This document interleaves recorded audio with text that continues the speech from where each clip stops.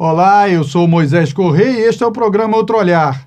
Veja nessa edição uma discussão com o Instituto Presidente João Goulart sobre a construção do Memorial Liberdade e Democracia. Encerramos o programa de hoje com mais um episódio, o segundo, do CECID Cena Aberta, debatendo a questão da iluminação. Outro Olhar vai para um pequeno intervalo. Voltamos já, nos aguarde.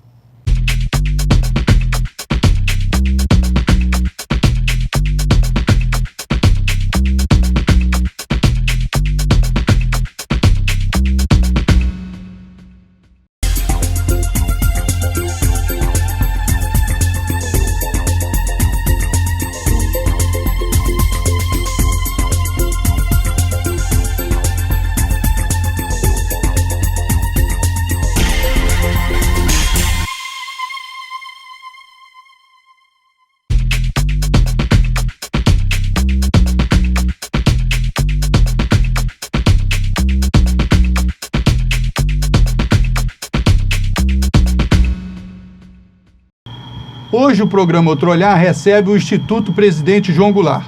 Nós estamos aqui com o presidente do Instituto, o João Vicente Goulart, e com a diretora do mesmo Instituto, a Verônica Fialho, para a gente debater sobre a construção do Memorial da Liberdade e Democracia Presidente João Goulart. Eu queria primeiro agradecer a presença de vocês aqui no nosso programa, para debater um assunto que consideramos muito importante. Por que construir o Memorial da Liberdade e Democracia Presidente João Goulart? João Vicente. Primeiramente, muito obrigado, Moisés, por nos receber hoje aqui no teu programa Outro Olhar.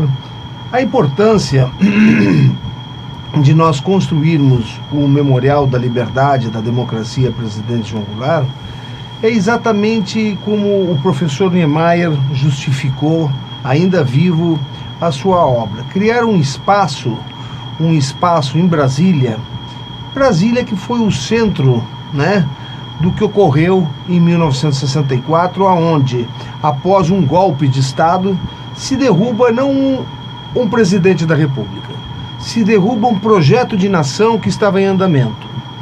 O curto período presidencial do presidente João Goulart, que no presidencialismo foram 1 ano, 3 meses e alguns dias, talvez tenha sido, talvez não, eu tenho certeza que tenha sido o período mais fértil de propostas da reforma do Estado brasileiro.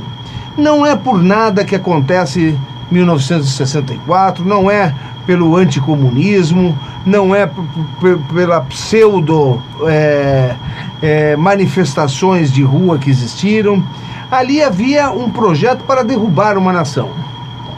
E não venham dizer que o presidente João Goulart é um governo fraco. Não se derruba o presidente fraco há poucos meses de uma eleição.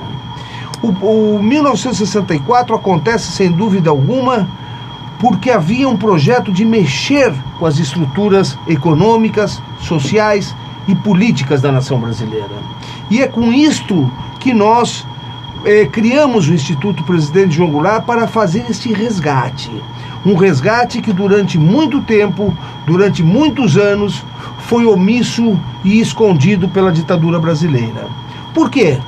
Porque quando derrubaram o governo do presidente João Goulart, diziam que era um governo inoperante, que era um governo incapaz, que era um governo que, naquele momento, estava fomentando o comunismo e várias outras lorotas que depois de 50 anos, nesse ano 2014, nós sabemos que todas elas foram escondidas, omitidas e muitas vezes distorcidas pelos historiadores brasileiros a serviço da ditadura, a serviço das elites, a serviço das multinacionais.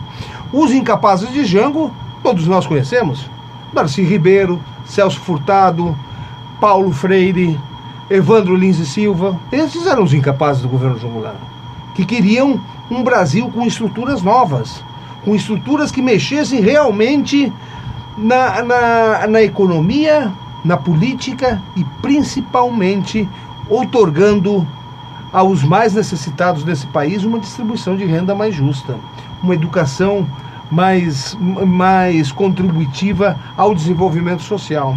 Então, nós lutamos muito. O presidente Jango morreu no exílio, o único presidente constitucional desse país que morre no exílio lutando pela liberdade e pela democracia, pela legalidade desse país. Após 21 anos de ditadura, nós conquistamos, sim, a nossa liberdade e retomamos a democracia. Mas o importante é saber que nós ainda não mexemos nas estruturas sociais, econômicas e políticas desse país. 50 anos depois, nós estamos aqui, numa eleição, falando a mesma coisa, reformar o Estado brasileiro. E nós temos a obrigação, através do Instituto Presidente João Goulart, de produzir esse resgate.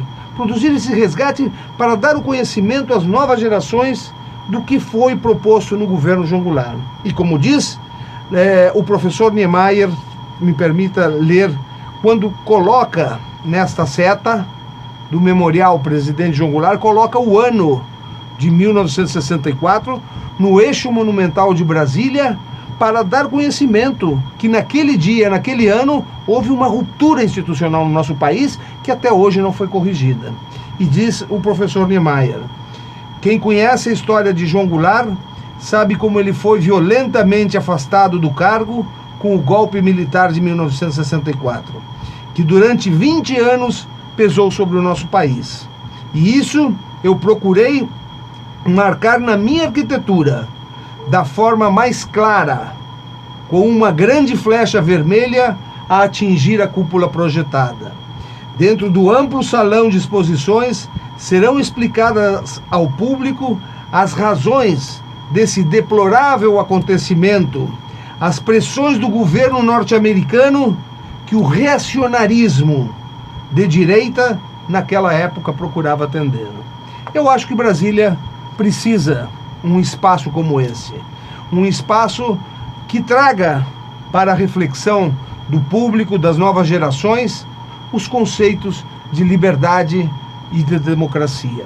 O Memorial Presidente João Goulart, Moisés, não será um mausoléu, não será um museu, será um espaço, uma usina geradora de novas ideias, em cima das propostas do presidente João Goulart, do Darcy Ribeiro, do Paulo Freire, todos aqueles grandes homens que colaboraram e sonharam um Brasil para todos, um Brasil onde os privilégios fossem do povo brasileiro e não daqueles que comandam a política, a economia e o seu sistema financeiro. Agora nós vamos fazer um bate-bola. Os conceitos foram bem definidos aqui pelo João Vicente. Agora eu queria que a Verônica falasse um pouco qual o estágio desse processo de construção do memorial. O que quem está nos assistindo pode fazer para contribuir com isso e o que as autoridades têm que fazer para contribuir com esse projeto e qual o estágio de implantação dele. Boa tarde, Moisés. Boa tarde a todos que estão nos assistindo agora. É um prazer para mim estar aqui no Outro Olhar. Quero agradecer muito esse espaço para nós falarmos dessa luta que vem de longe, né? João Vicente já colocou muito bem todas essas questões políticas e do projeto de ativação do espaço. Você me perguntou hoje em que estágio nós estamos.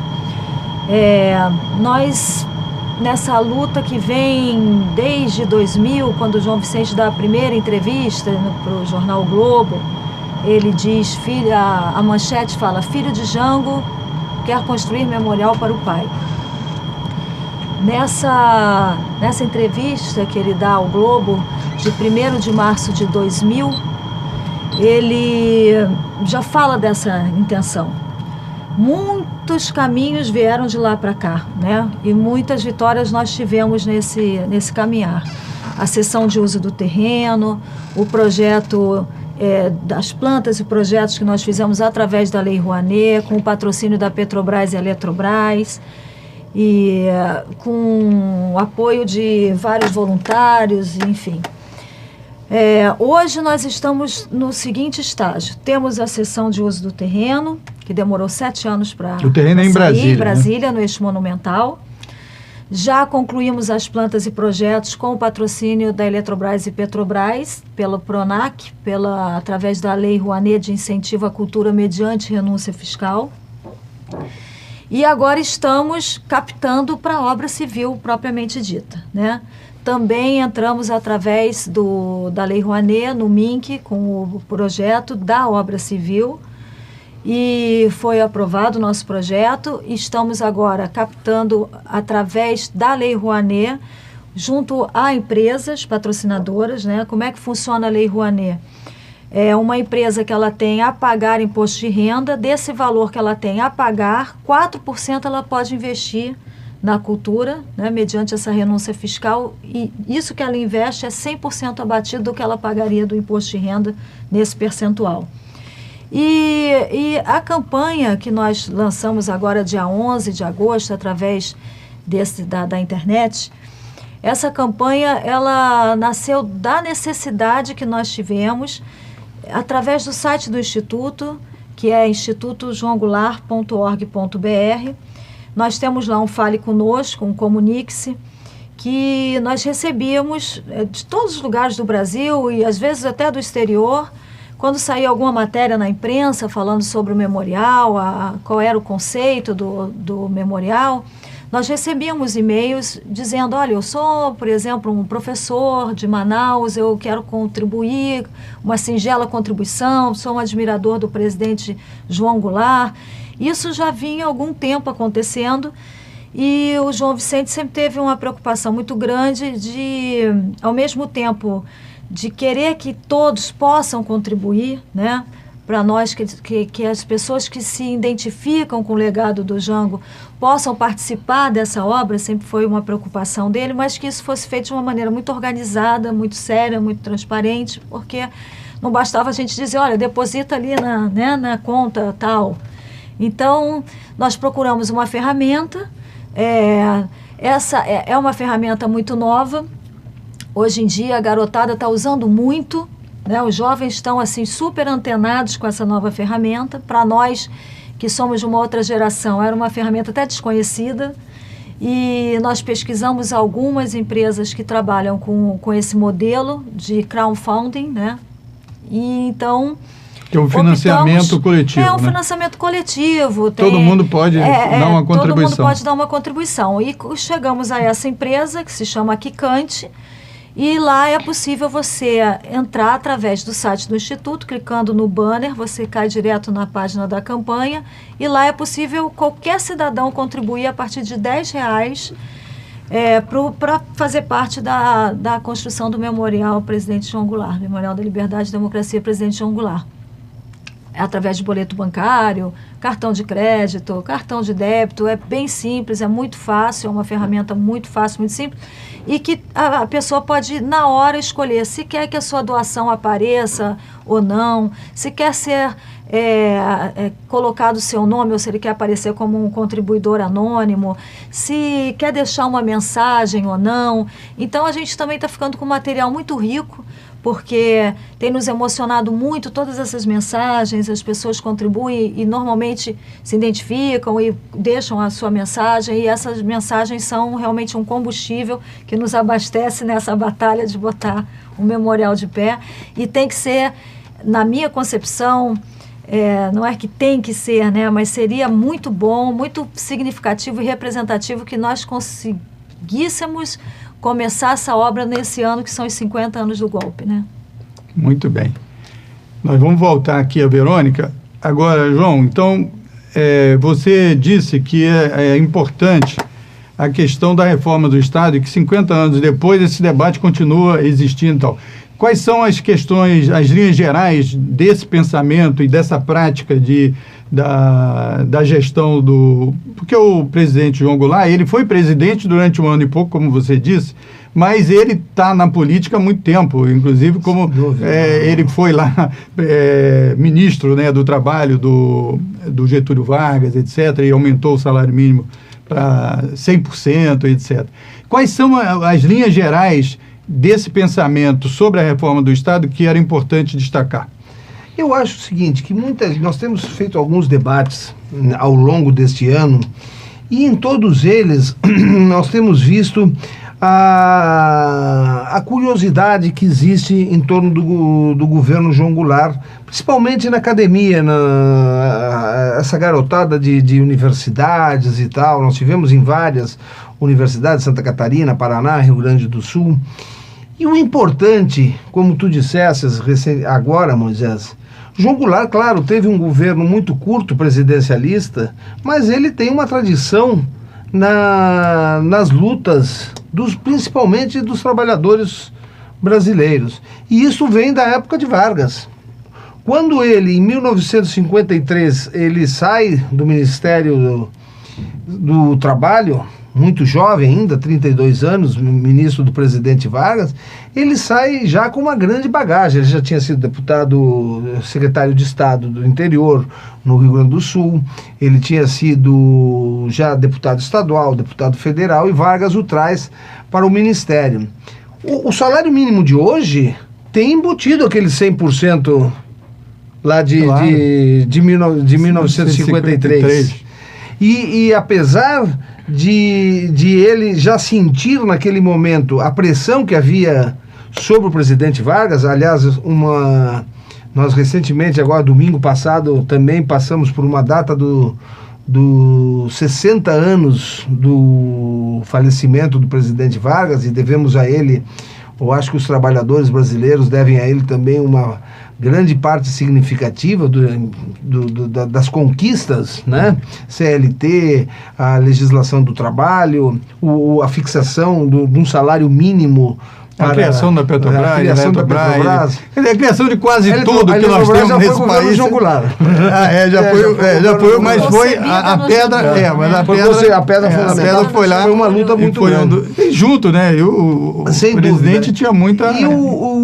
Então nós temos visto o seguinte, esse debate que nós temos feito, e agora recentemente nós abrimos assim um espaço em São Paulo, junto com alguns sindicatos, e estiveram presentes todas as representações das centrais sindicais, porque é importante que se diga o seguinte: a todos aqueles que ganham o 13º salário, é conquista do governo João Goulart. Hoje nós temos 48 milhões de brasileiros que recebem 13º salário. E isto deve-se ao governo João Goulart, que apesar de curto, conseguiu implantar. Mas Jango foi perseguido pelas elites brasileiras desde que deu o aumento de 100% do salário mínimo, lá atrás. E, inclusive, houve o manifesto dos coronéis exigindo de Vargas que tirasse o seu ministro do trabalho, porque ele queria, com o aumento de 100% de aumento do salário mínimo, queria desestabilizar o Brasil. Estava querendo fazer uma república sindicalista. Diz que o Brasil ia quebrar, né? O Brasil ia quebrar, manchete de vários jornalões aí. Então esta perseguição acompanha Jango desde aquela época. Esse manifesto dos coronéis são os mesmos generais de 1964, muitos deles. Perderam o primeiro round em 61, quando o governador Leonel Brizola levanta a legalidade, porque o golpe já era para ser dado naquele momento, na renúncia do presidente Jânio Quadros. E que se diga que Jango não tinha legitimidade, claro que tinha. O vice-presidente, pela Constituição de 46, era votado separadamente. Isso é importante. Eu ia falar, é importante registrar que o vice-presidente foi eleito.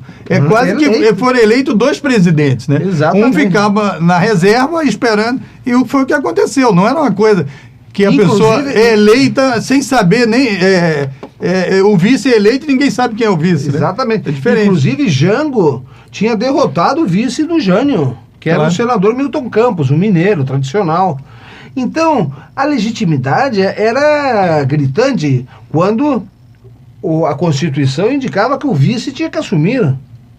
Pela nossa Constituição, os 3 ministros militares do presidente Jânio Quadros, o Silvio Reck, Grum Moss e Odílio Denis, que na época eram 3 ministérios separados, hoje é um ministro da Defesa, mas antes era Marinha, Aeronáutica e Exército, os 3 se colocaram contra. Ou seja, teve que haver uma legalidade, teve que haver uma emenda adicional número 4, que o Congresso Nacional tirou da gaveta, que estava há muitos anos pendurada no Congresso Nacional, que era até de um deputado gaúcho, o deputado Raul Pila. Tiraram da cartola e aprovaram o parlamentarismo híbrido naquele momento, que Jango assume para, mais uma vez, pacificar os ânimos da sociedade brasileira. Ele aceita o parlamentarismo e passa a lutar pela restauração do presidencialismo, o que ocorre, ou seja, mais uma legitimidade antes do golpe, o que ocorre em janeiro de 63, onde o povo brasileiro lhe devolve os poderes presidenciais com 89%. Então, este tipo de lacuna histórica é que nós queremos resgatar. Eu estava falando isso com os trabalhadores, e os trabalhadores agora das centrais sindicais, reunidos em sindicatos, eles dizem: João, nós precisamos, através do Instituto Presidente João Goulart, resgatar isto e fazer estas novas gerações de sindicalistas que estão entrando conhecer estas lutas do passado que nos deram essa estrutura hoje sindical no Brasil, para que nós consigamos travar a luta entre capital e trabalho, que é uma luta digna, uma luta de espaços, que é uma luta democrática. Ou seja, o trabalho é um dos componentes da geração do lucro, que hoje no nosso país está muito, muito reduzida, no país e no mundo depois da globalização, né? Hoje, quando se fala em lucro, se fala mais na especulação do que na mais-valia. Então eu acho que o resgate do período de 1964 e das lutas das reformas de base, que são as lutas de transformar as estruturas sociais do país, aquilo que tu perguntavas, Moisés, que hoje, o que nós podemos ver? Nós podemos ver que estão discutindo a mesma coisa e que não fizeram até hoje. Quando que eu digo muitas vezes, não adianta nós discutirmos se é de direita ou se é de esquerda, se nós temos uma Constituição aprovada em 1988, que é uma Constituição quase que parlamentarista, e é uma Constituição onde os meios de produção são todos eles capitalistas. As normas. Então, para mexer nas estruturas sociais e econômicas desse país, nós precisamos primeiro mexer na nossa Constituição. Ou seja, voltamos àquela velha analogia entre os privilégios do capital e a luta do trabalho. E nós precisamos debater isso. Enquanto nós não discutirmos a reforma do Estado brasileiro, quais são elas? A reforma agrária, que ainda hoje foi a grande luta do presidente João Goulart, mas era uma reforma agrária diferente da que nós temos hoje. A reforma agrária do presidente João Goulart previa a reforma agrária não colocando contingentes humanos no meio da Amazônia, sem escoamento de produção, sem assistência técnica, sem extensão rural, sem poder sobreviver. Quando chove, não pode vender os seus produtos. Então, esses assentados passam a ter uma agricultura de subsistência, plantando mandioca para sobreviver, porque não pode nem sair por uma estrada que não existe. O que queria o presidente João Goulart? E isto, Moisés, nós temos feito alguns debates, inclusive debates sérios, com João Pedro Stedley, com movimentos ligados à terra. Já existe. Foi a reforma agrária melhor proposta de todos os modelos já propostos no Brasil, foi a reforma agrária do presidente João Goulart. Por quê? Porque ela previa, antes de nada, a reforma agrária nas áreas aonde o investimento público tinha valorizado. Ou seja, nas estradas federais, nos asfaltos federais, nas ferrovias federais, que tinham valorizado aquelas áreas, nos açudes e barragens federais. E isso por quê? Porque era justo que, se você comprou uma área por R$1 e o governo federal passa uma estrada no meio e valoriza por 10, o que queria a reforma agrária do presidente João Goulart? Que 1 quilômetro, 10 quilômetros dessa margem fossem disponibilizados para a reforma agrária. O que inviabilizou a reforma agrária em 1964? É que a nossa Constituição de 46 não previa o pagamento em títulos da dívida pública. E isso precisava do Congresso Nacional. A reforma tributária, hoje todo mundo fala em reforma tributária, mas querem uma reforma tributária não aquela que nós temos que prever, que é taxar o capital e não taxar o assalariado. É muito fácil você descontar do assalariado na fonte. Agora, difícil é você taxar o lucro bancário. É difícil você taxar o patrimônio enorme que tem as multinacionais. Inclusive. A lei de remessa de lucros, Moisés, a lei de remessa de lucros, todo mundo dizia, não, o Jango tocou nunca mais vai ser necessária pela globalização. Nós, nesses debates que andamos Brasil afora, eu às vezes levo até uma primeira página de um jornal do Globo sobre as telhas. A Embratel, uma conquista real, uma luta real do presidente João Goulart, foi entregue criminosamente a troco de banana. Hoje nós temos 4 empresas de telecomunicações aqui, de comunicações no Brasil, todas elas estrangeiras, uma mexicana, uma espanhola, uma italiana, uma francesa.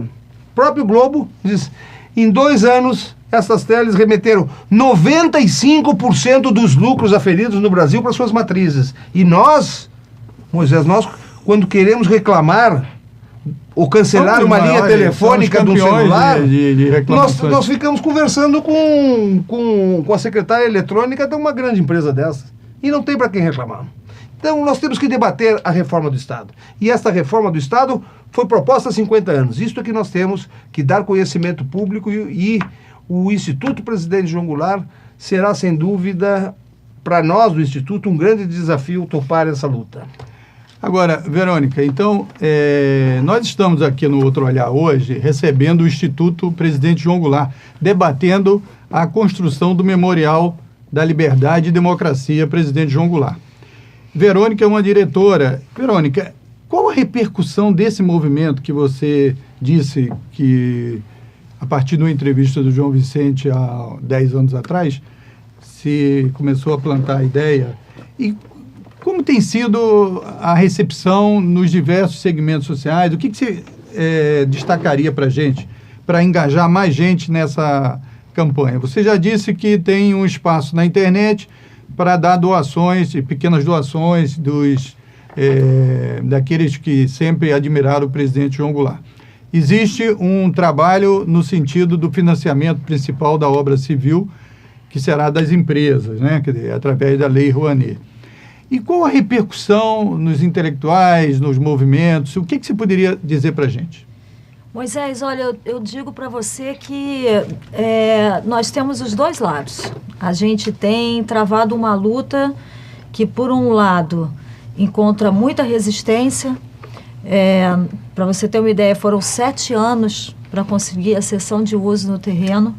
Foram idas e vindas em vários departamentos do GDF.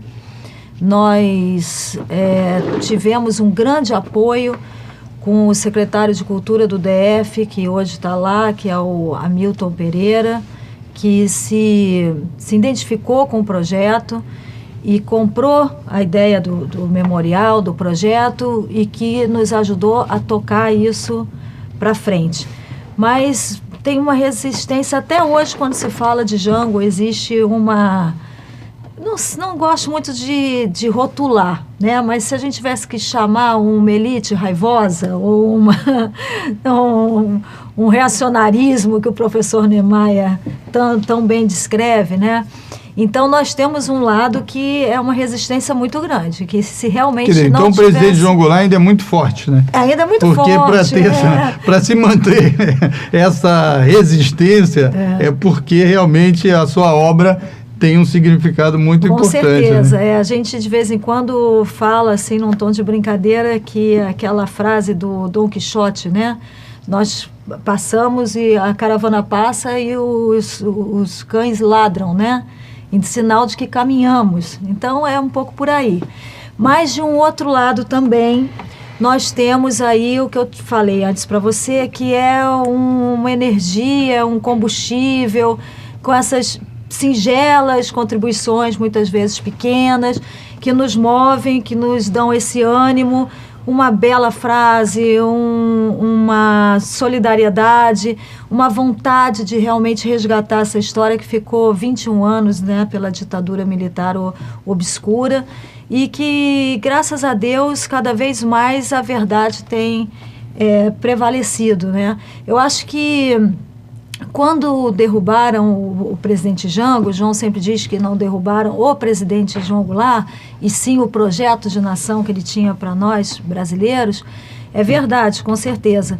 Mas eles não se contentaram só em derrubar aquele presidente. Eles realmente, na minha visão, eles quiseram assim liquidar com aquele símbolo, né, que o João Goulart representava para os brasileiros. Então, muitas campanhas mentirosas, né, muitos inquéritos militares ele teve que responder, e o Jango sempre teve uma serenidade muito bonita. Ele, no exílio, por exemplo, disse: meu patrimônio é límpido como o céu do Rio Grande, né? Ele nos inspira. Então, é um motivo de muita alegria e satisfação poder fazer parte desse projeto. Eu me emociono quando falo. Sou filha da ditadura, né? Porque nasci no meio da ditadura, então era completamente ignorante com relação à história do presidente João Goulart. E quando comecei a tomar conhecimento dela, realmente não tem como você ficar à margem dessa história. Foi um grande brasileiro e eu gostaria muito de ter crescido do país que ele sonhou, para mim e para tantos outros brasileiros, né? Então, para mim é uma honra. Mas, Verônica, como disse aqui o João, né, o que nós vivemos hoje e as conquistas que nós temos hoje, e ele deu um exemplo apenas do salário mínimo, é resultado dessa luta que tem muito do presidente João Goulart, tem muito do presidente Getúlio Vargas e todo aquele movimento político que ocorreu naquela época. E exatamente por causa da importância e da transformação que aquilo vinha representando, é que se juntaram várias forças, aí o imperialismo americano, etc., tal como todo mundo sabe. Agora, João, era importante que você falasse também desse aspecto. O Instituto tem outras atividades, uma delas que saiu muito na mídia e tal, é com relação à discussão sobre a morte do presidente. O que você poderia nos dizer desse movimento que o Instituto empreendeu? Moisés, nós desde o começo, nós começamos essa suspeita que existe sobre a morte do presidente João Goulart. Ela já se dava desde 84, 85, mas sempre foi uma suspeita. Nós vivíamos ainda sobre um período ditatorial e não tínhamos assim maiores informações ou vazamentos de indícios de que poderiam ser obtidas algumas provas a esse respeito. Depois, evidentemente, que nós entramos nesse período democrático, e principalmente depois que o Instituto, junto com a TV Senado, nós começamos a fazer um documentário, Jango em 3 atos, sobre esse resgate. Nós já tínhamos conhecimento de um agente secreto, Mário Neira Barreiro, um agente do Serviço Secreto Uruguaio que estava preso no Brasil por tráfico de armas, enfim, por assaltos que foram praticados.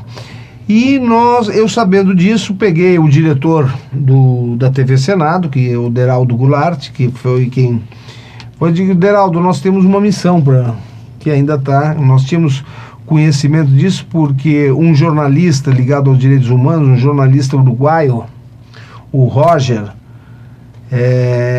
tinha entrevistado por outra coisa, por um envenenamento que houve no Uruguai sobre os vinhos. Lá no Uruguai houve um atentado onde foi vitimada Cecília Heber, que era esposa do senador Heber, através de uns vinhos envenenados. Esses vinhos foram mandados a 3 dirigentes do Partido Nacional do Uruguai e ela tomou e caiu dura, morta no...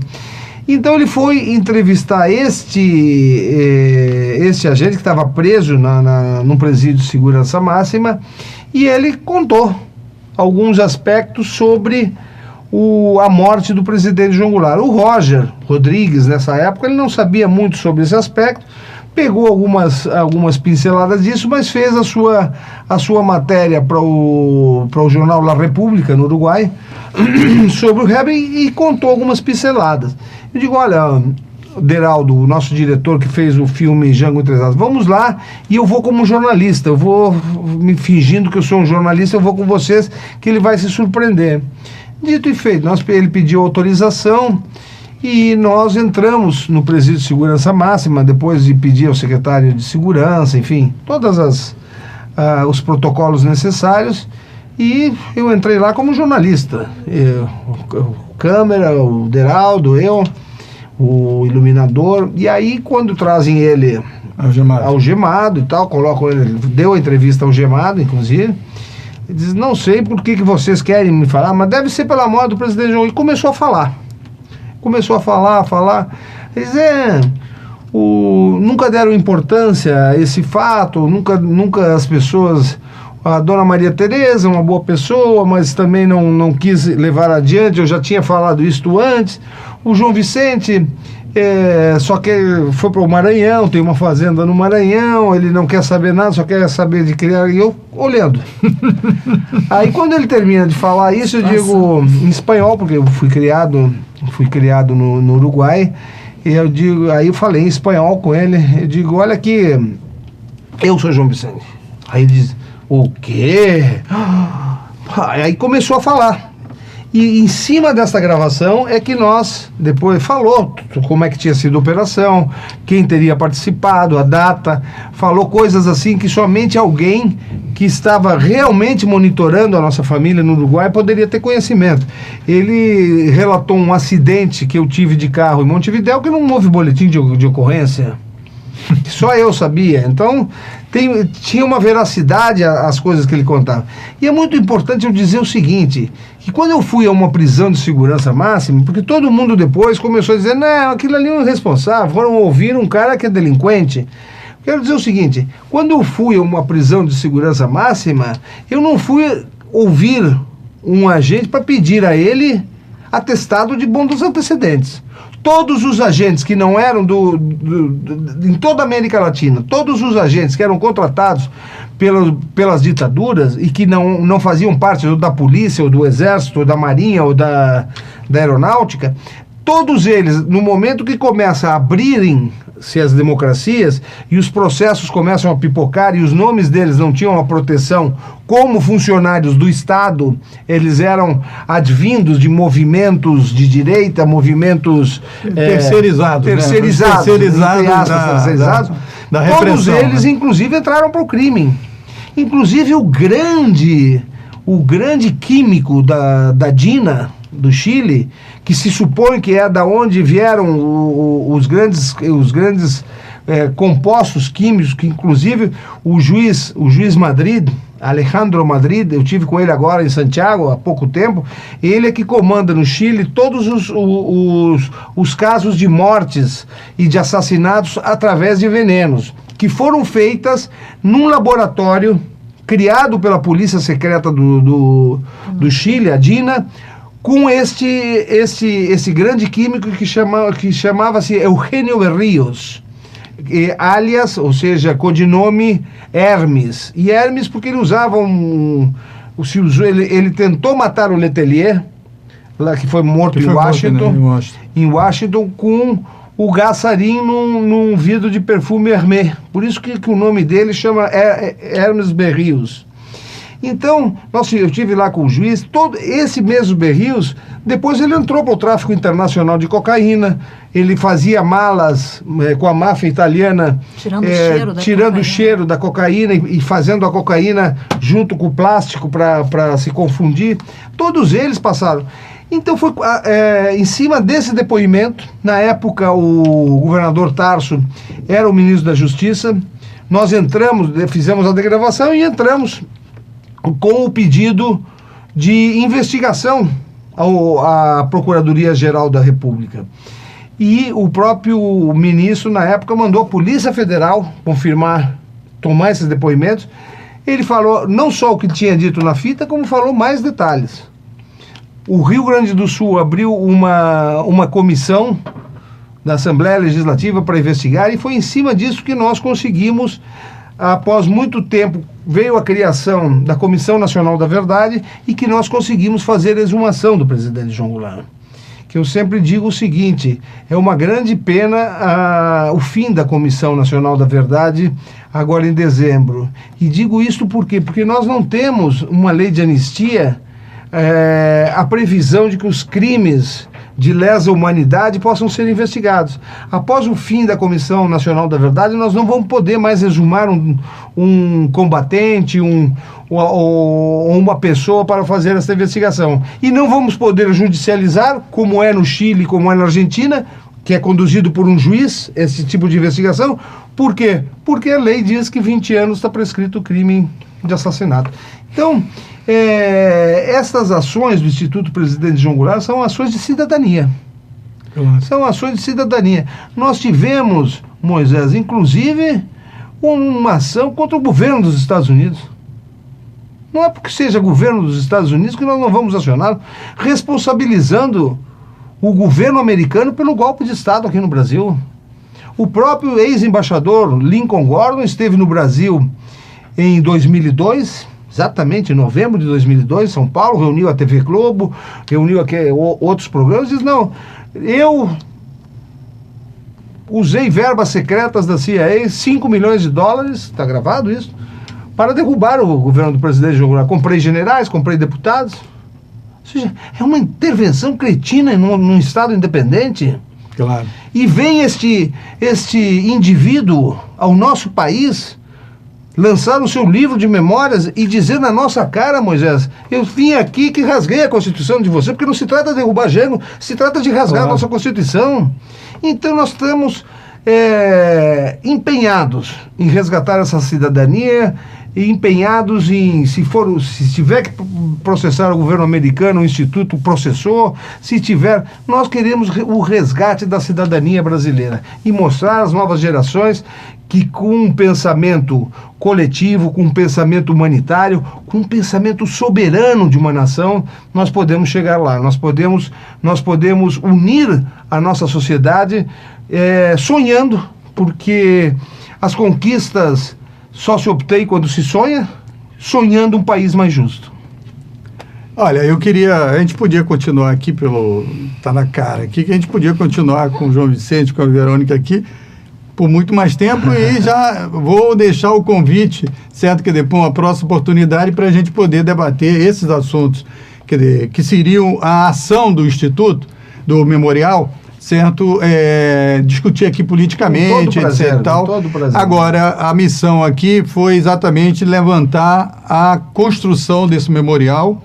Então, eu queria agradecer a Verônica pela participação aqui, o João Vicente. Obrigado. E está aí na tela o site do Instituto, escrito para você entrar, ter mais detalhes sobre isso e também participar da campanha de arrecadação coletiva, que também no site tem um banner lá que permite que você acesse, e as empresas se sensibilizarem por essa causa, que é uma causa não do presidente João Goulart, ou dos seus filhos, da sua família, mas uma causa da liberdade e da democracia. Vamos por intervalo, Outro Olhar volta já.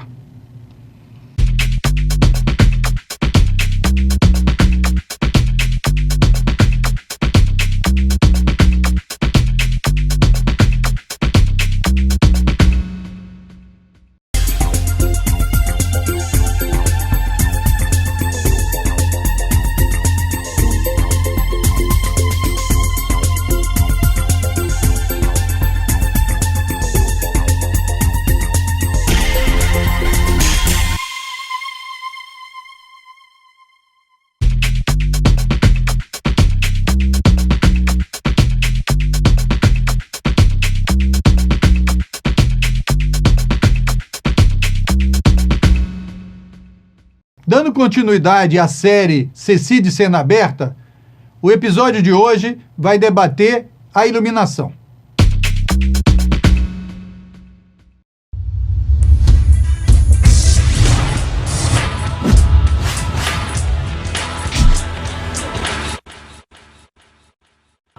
Olá, seja bem-vindo ao CECI de Cena Aberta.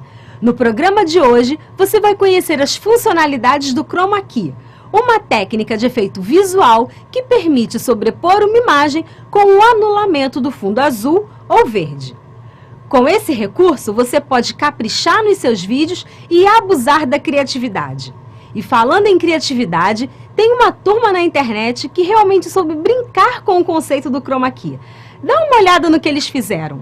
Tudo aqui, isso aqui é o Chroma Key, a gente pinta tudo de verde, que a gente insere depois na finalização, entendeu? A gente bota coisa aqui, vai ter vulcão, vai ter nave espacial. Vai, Maurício, caminha. Caminhando, em direção, não olha pra mim não, Maurício. Olha pra cena. Isso, uma floresta, arbustos, isso, começou a correr. Ih, tá chovendo? Para poder usar o Chroma Key com precisão, o editor de vídeo Manuel Rosa vai dar algumas dicas sobre como utilizar a iluminação a seu favor. E ele também vai ensinar uma técnica caseira para você ter também o seu fundo azul ou verde. E no tutorial, o editor de vídeo Igor Muniz vai ensinar como fazer o recorte correto utilizando o Kdenlive. O CECI de Cena Aberta está no ar.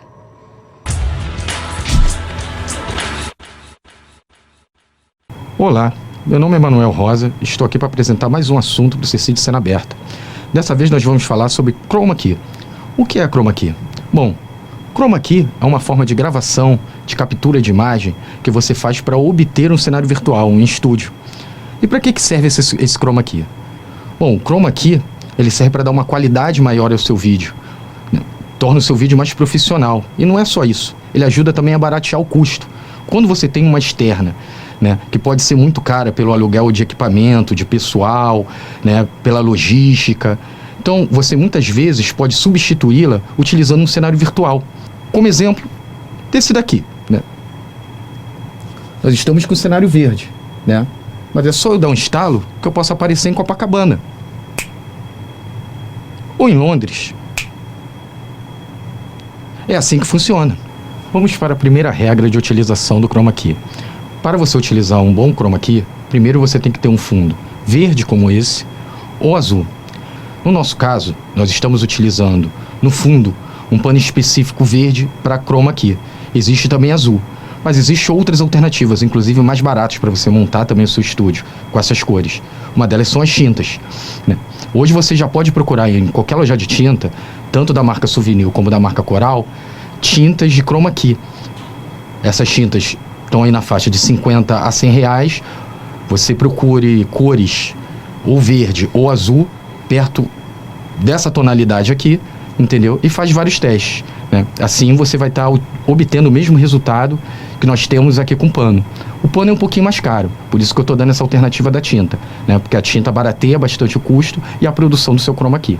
Ainda sobre a regra número 1, é fundamental você atentar para a seguinte questão. Quando você estiver fazendo um Chroma Key, tanto no fundo azul como no fundo verde, a pessoa que estiver sendo gravada, no caso, não pode estar utilizando essas cores na roupa.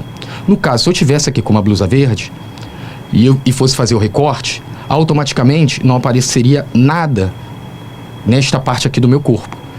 E isso acontece também no caso de o fundo ser azul e você está utilizando uma roupa azul. Então, sempre que você estiver utilizando esses fundos, procurar indicar, né, para o seu ator ou para a pessoa que vai participar da gravação, utilizar uma roupa na cor diferente do fundo ao qual você vai gravar o Chroma Key. A segunda regra para um bom Chroma Key é a questão da profundidade. Um estúdio, para fazer um Chroma Key, tem que ter uma profundidade no mínimo de 2 a 3 metros, no mínimo. No caso, se você for fazer o Chroma Key na sua casa, você tem que tentar atingir essa profundidade, essa distância entre você que está sendo gravado e o fundo, verde ou azul, que tem que ser no mínimo de 2 metros. Por que isso? Porque quando você faz a gravação do Chroma Key, você tem que fazer uma iluminação de frente, né? E essa iluminação, muitas vezes, ela reflete.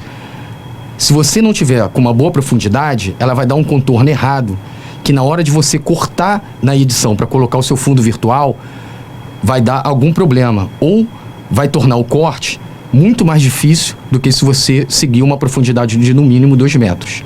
A terceira regra para um bom Chroma Key é a iluminação. Você tem que ter uma iluminação bem soft e bem uniforme. Você não pode ter um tipo de iluminação para um lado e um tipo de iluminação para outro. porque isso vai dificultar na hora do corte. Imagina você ter um foco de iluminação forte de um lado e um outro mais fraco do outro. Na hora que você for editar e fazer o corte com o seu fundo virtual, essa diferença de luz pode estragar por completo toda a gravação que você fez no Chroma Key, prejudicando completamente o corte e a edição desse corte com seu fundo virtual. No caso do nosso programa, como estamos tentando dar dica para vocês de uma gravação de baixo custo, eu indico uma iluminação simples para o Chroma Key, que segue a seguinte regra: 2 spots de iluminação aberto, que vai automaticamente iluminar o ator ou a pessoa que está sendo gravada, 2 iluminadores Kino Flow, que vão ficar no alto do estúdio para iluminar o fundo, no caso o fundo verde, e um Fresnel, que vai servir como a luz de corte, que vai estar iluminando de trás para frente, para dar linha de corte na hora da edição do Chroma Key. Bom, espero que com essas dicas você consiga fazer um bom Chroma Key.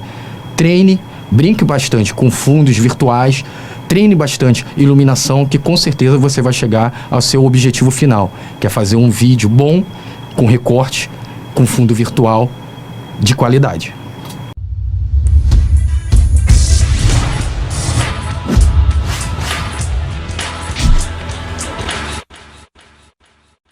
Assista agora ao tutorial com o Igor Muniz sobre como fazer o recorte do fundo utilizando o programa Kdenlive.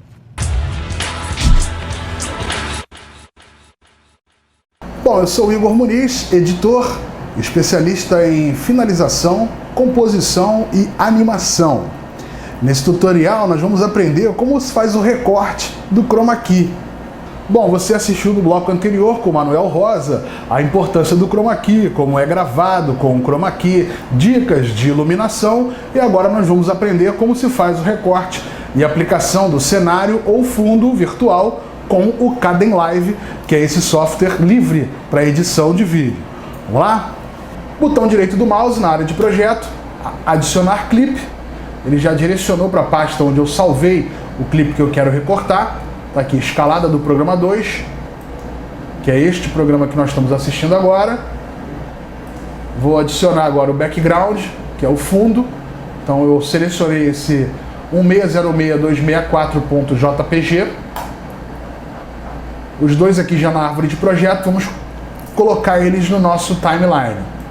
Tá? Eu puxo aqui a escalada da nossa apresentadora. Puxo agora o background. Vocês podem perceber que ele está bem menor do que o tempo da apresentadora. Então eu puxo ele aqui para o cantinho, venho bem na ponta dele, ele troca o cursor, clica, segura e arrasta até o final. Pronto, já temos ele no mesmo tamanho, no mesmo tempo da nossa apresentação. Bom, mas eu já coloquei aqui um no primeiro plano, um no segundo e não aconteceu nada. Por quê? Essa hierarquia é muito importante. O vídeo que vai ser recortado tem que estar em cima do background ou do cenário virtual, tá? É óbvio. O que vai ser recortado tem que estar na frente e o fundo tem que estar embaixo. Como ele não tem transparência entre os canais, nós temos que aplicar uma transição. Vamos lá? Botão direito do mouse, em cima da trilha da nossa apresentadora. Adicionar transição. Composto. Nada aconteceu ainda, porque a transição ela fica sempre entre uma trilha e outra. Então, o mesmo processo que a gente fez com o background. Clica, segura e arrasta até o final. Pronto, temos a transição no mesmo tempo do background e do primeiro plano. Agora sim, nós podemos recortar. Botão direito do mouse, adicionar efeito, manipulação alfa, tela azul. Ué, tela azul? Mas o fundo não é verde? Não tem problema nenhum. Tela azul é só o nome do efeito. Vocês podem ver aqui nos parâmetros dele que ele tem a tela azul, tem a cor azul aqui, um conta-gotas e a variação. Bom, nós podemos trocar a cor-chave para qualquer cor da paleta de cores do Kdenlive. Só que o mais apropriado, como a gente não sabe qual é essa tonalidade, a gente cancela aqui e puxa pelo conta-gotas. Clica no conta-gotas e vamos achar um verde que a gente possa recortar. Uma vez a gente clicando no verde, ele seleciona todo o outro e substitui pelo background. Vocês podem ver que ele já recortou aqui. E a gente já tem ela sobreposta com o nosso fundo. Mas sobrou uma linha verde nela, em volta da nossa apresentadora. Então vamos mexer na variação da tela azul, que é esse efeito aqui. Ou você coloca o cursor em cima do variação e mexe no scroll do mouse. Vocês podem perceber que ela está afinando mais o recorte. Ou você vem com o próprio mouse fazendo esse ajuste fino. Vamos chegar o mais próximo da pele da nossa apresentadora sem recortar o cabelo. Se eu pegar a variação e jogar ela no máximo ou aumentando, ela vai invadindo a apresentadora. Por quê? Porque sobra um pouco de luz verde devido à falta de contraluz, que é o que o Manuel explicou no bloco anterior. Não só você tem que ter as luzes de frente para tirar as sombras do lugar onde você quer recortar, como você também tem que ter um contraluz para tirar essa sobra de verde, certo? Então vamos lá. Só que como a gente não teve esse contraluz, nós temos um outro recurso que podemos usar para poder acertar essa sobra, tá? Vamos lá. Botão direito do mouse na nossa apresentadora, adicionar efeito, manipulação alfa, redução do efeito chroma. Dentro aqui da nossa pilha de efeito, ele apareceu com os parâmetros da redução do efeito chroma. Como nós vamos fazer agora para tentar acertar e tirar essa sobra de verde? Está vendo aqui que nós no primeiro parâmetro temos a cor-chave. A cor-chave veio como padrão o azul, que é o mesmo azul do efeito de cima. Como a gente trocou para o verde, então eu venho aqui com conta-gotas e copio essa cor verde. Obviamente ele pegou tudo que é verde que tem nessa imagem e substituiu pela cor de destino, que é essa cor que já veio padrão no efeito. Eu não quero essa cor padrão. O que eu quero é transformar toda a sobra de verde em preto, para tentar simular uma sombra. Como eu faço isso? Cor de destino, venho com conta-gotas e seleciono qualquer área preta que tiver na tela. Ele voltou a ter essa cor meio pálida na nossa apresentadora. Agora, com os outros parâmetros, nós vamos tentar acertar isso. Tipo de máscara, distância da cor. O que nós fazemos? Vamos na tolerância e vamos tentar diminuir um pouco para tentar voltar a cor original dela. A inclinação também, nós vamos tentar aumentar ou diminuir até que você consiga visualizar ela sem a sobra de verde. Nível da tonalidade também, vamos acertando e tentar achar a nossa cor. Não existe um padrão. Os seus olhos são a melhor régua de medida para você achar a cor certa. Então, continuando aqui, vamos no limiar da saturação para tentar acertar. Operação 1, sem chroma, aqui a gente vai colocar um segundo parâmetro para poder tentar acertar isso. Então, sem o chroma, ele vai pegar o verde e vai tentar botar uma cor mais próxima sem esse verde aqui. Operação 2, como está sem nenhum padrão, eu vou aplicar aqui a cor de destino. Então ele vai pegar essa cor de destino e vai tentar recuperar aqui. Vocês podem perceber que nós já temos a Gisele já quase com a cor original e sem as sobras de verde. Então vamos assistir aqui o produto final, ver como é que ficou? Obviamente eu não estou usando o recurso clipe de proxy, porque se eu usar o clipe de proxy ele vai diminuir a qualidade, impossibilitando de eu conseguir ver as arestas e as sobras aqui, certo? Então não é muito apropriado você utilizar o clipe de proxy para fazer o recorte de chroma, a fim de você conseguir um chroma perfeito, um recorte perfeito. Bom, gente, era isso que eu tinha para ensinar nesse tutorial. Até a próxima!